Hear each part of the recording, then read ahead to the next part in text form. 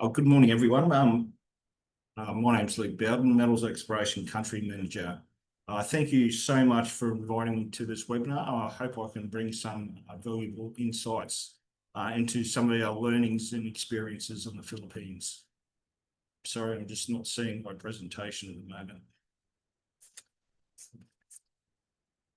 Okay, so what I want to do today is just give a brief summary and exploration of our company operating in the Philippines and abroad. And then I just want to talk about some of our experiences in the Philippines in the mining industry, just to let potential investors know, some of the positives and some of the things they'll be up against when they come into the Philippines to conduct mining activities. So just an introduction to metals exploration first and foremost, and it was mentioned earlier on. So we're an AIMS listed company. We produce about 80,000 ounces of gold per annum. We had probably a slow start. The mine's been operating since 2016. We went through a bit of a tough time. We have a very complex processing operation. We use a technique called BIOX, which is essentially using sulfur reducing bacteria to treat the gold to treat the gold ore. Now, the company went through a tough time for 3 to 4 years, and they end up replacing the management team. And the management brought in some really good technical expertise into the processing operations. The mine went from a 60% recovery scenario through a processing plant up to nearly 90%. And from then on, from that point on, the mine has been extremely profitable.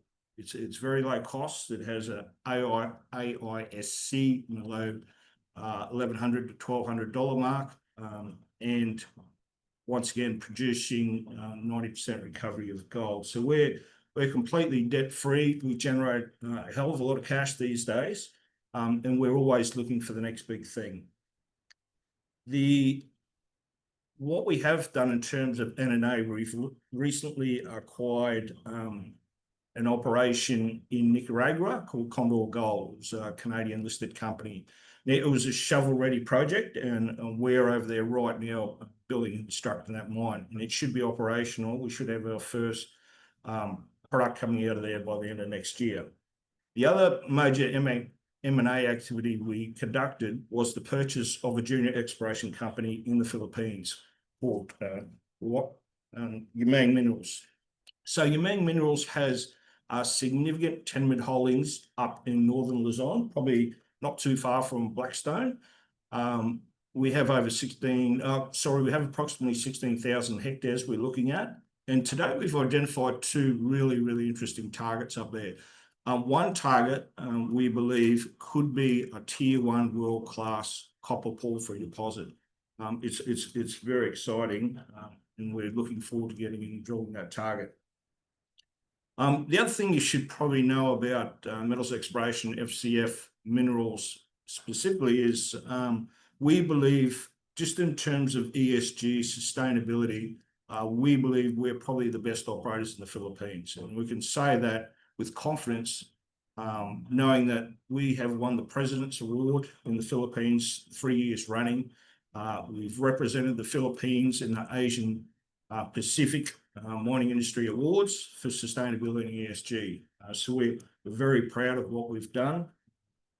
When this presentation was put together, we had over 25 million man hours LTI free, which was about 5 years without anyone getting seriously hurt.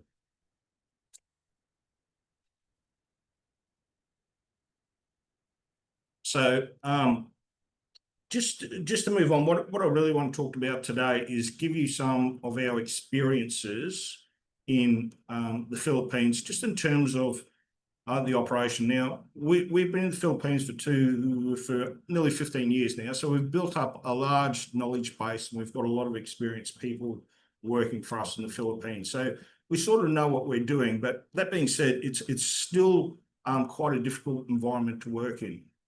So, the positives about the Filipino mining industry right now is, and as was mentioned, it's probably what we consider one of the most resource-rich countries but underdeveloped in the world. You know, they have some proven world-class tier one copper porphyry assets, Tempakan, King, and hopefully Blackstone have got one, as mentioned before.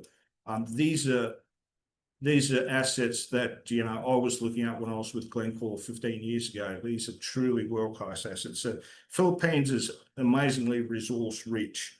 The people over here are amazing. You know, the workforce that we've got, they're very well educated. They speak English. They have a very welcoming culture. So you've got a resource-rich country, welcoming people.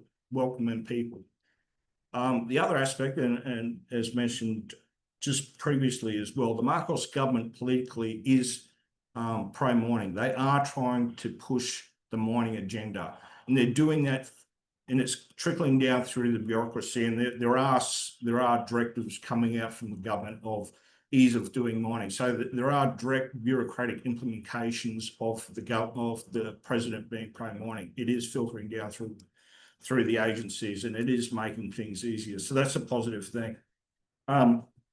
I suppose the negative things at the moment, and you know what mining companies have to be aware of coming to the Philippines is the political structure and systems are different. It's obviously based on the American systems, sorry, and you know it is at different levels prone to what we would consider corruption. And that's obviously been on the news recently. So that's something you have to be aware of. The other point that mining companies would struggle with if they haven't operated in the Philippines is the bureaucracy.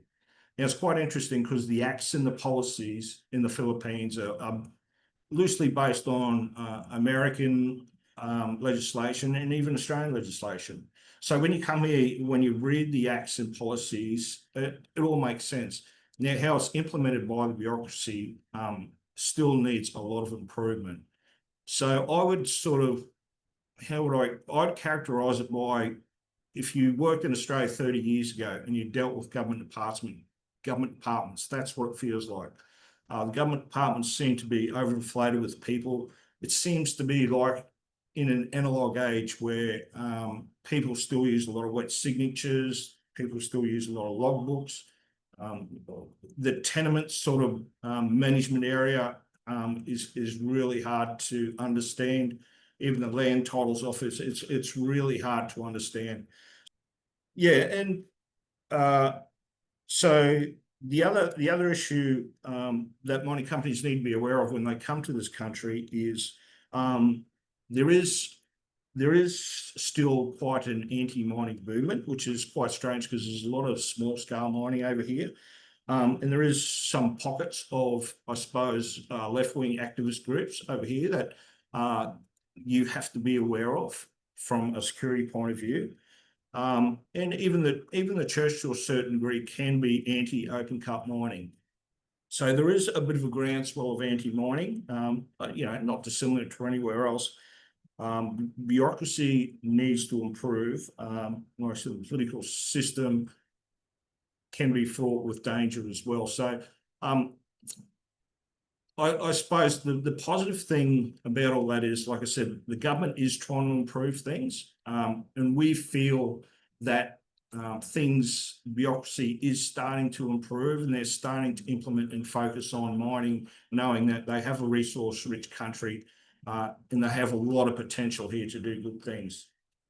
So I just want to give you an example of, I suppose, Australia versus Philippines. And, you know, mining starts with exploration, as we know. If you don't have an exploration industry, you know, essentially your mining industry will die out.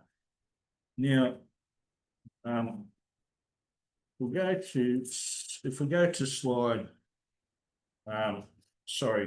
to slide 7,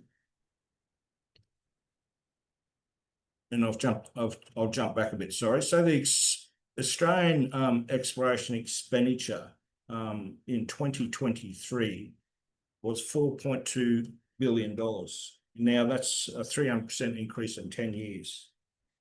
Now, if we compare that to the Philippines, we'll jump to slide 8. In the last 10 years ago in 2020, the Philippines exploration expenditure was $330 million US. 2023, it was $37 million US. So there's been a decrease of 90% in exploration. And you think, you know, that's obviously not sustainable. And I think the government realised that as well. So the mining industry here, to get it going, has to start with improving what's going on in exploration. And there's a couple of reasons for that. And once again, it's some of the bureaucracy. And one of the main, I suppose, acts that you have to navigate through is called the IPRA Act. So it's the Indigenous People Rights Act. And it's actually based loosely on the Native Title Act of Australia. So this is one of the parallel approval processes you go through to get even an exploration lease. So, yeah, the key differences are, yeah, the basic principles of the Native Title Act in Australia and the IPRA Act of the Philippines is quite similar. It's just how it's implemented over here is the difference. In Australia, when you have an exploration application, you can do your due diligence report and get through the native title issues quite quickly because it's extremely low impact. The due diligence on the ground can suffice with an environmental studies. Basic environmental studies can get you into an exploration program quite quickly. Yeah, New South Wales have worked there quite a bit, and we could get into an exploration program within 60 days of an application. Now, compare that with the Philippines going through the IPRA Act. Over here, there's a process where you have to get free, prior and informed consent by the Indigenous people before you can even explore. Now, that process looks like it. There first has to be an investigation of who the Indigenous bodies are. Then there has to be a very long, drawn-out process of negotiation with those Indigenous bodies. That's even before you can explore. And that can, and it has taken up to three years, even as long as 6 years, to actually get an exploration permit. So that's one of the, you know, the key issues that mining companies will struggle with when they come over here, is navigating their way through the IPRA Act. And that's something people should be aware of. And when you're navigating through these negotiations with the Indigenous people, there are, like I said, there's sometimes a strong anti-mining push against mining, which makes it even more difficult. So, you know, for people to invest and knowing that their investment may take 3 to 6 years before there's any sort of return whatsoever, any thought there might be an ore body there, makes it difficult for people to invest in. And listen, I've actually got a case study there as well, where we applied for our Aberrett tenements in 2022, and we're just going through, and we haven't finished the process of the free and prior informed consent process with the Indigenous people, and it's, you know, that's 3 years in the making. So we haven't been able to conduct any drilling on that lease for 3 years because of this process. So just in summary, like I said, interpretation and implementation of legislation is drastically reducing exploration activities in the Philippines. It's hard for foreign companies to invest when there's this sort of framework in place that you have to navigate through. And there is a but, like I said before, there is a push by the presidential office to fix these issues.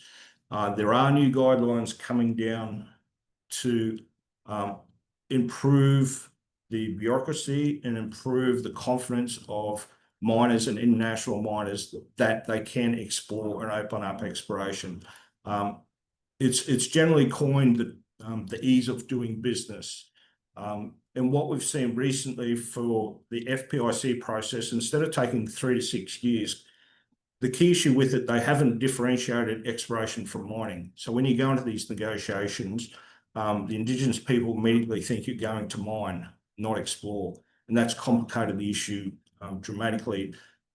the new ease of doing business legislation has now segregated and differentiated exploration mining. So it gives the mining companies a chance to invest and get some freedom to do some exploration before they have the more difficult negotiations of starting a mine. That's a lot of what I wanted to say today. We love the Philippines. We love operating in the Philippines. We believe we have some magnificent potential in the Philippines, but it's just a word of warning for anyone that sees this opportunity. Make sure, our advice to you is make sure you have some really good in-country people that understand the legislation, that understand the culture, that understand the communities, and has worked through some of this bureaucracy before. Ensure that you have that experience in your team before you start.